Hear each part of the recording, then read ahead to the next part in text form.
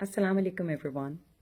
Today throughout the world, individuals will come together highlighting the needs and dream of people living with autism.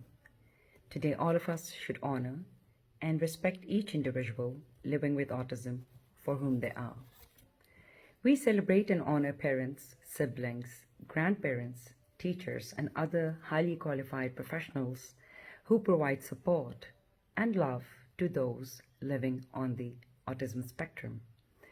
We celebrate those who years ago didn't accept what they were told they couldn't do so, and today have shown what they are capable of. But today, we also must realize that autism is in growing numbers, exists each day of the year. We also must remember that while we aim to increase awareness of autism, the larger societal need extends way beyond awareness. Our nation still needs a strong commitment to ensuring that each person living with autism is provided an opportunity to a high quality of life. And yet, so many are still in denial.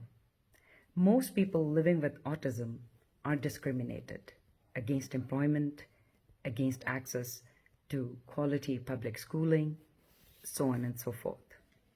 Now we come to the real question that must be asked is, will we as a nation on each day of the year really commit to allow each person living with autism to advances on a successful path, free of unnecessary obstacles, so to maximizes his or her quality of life?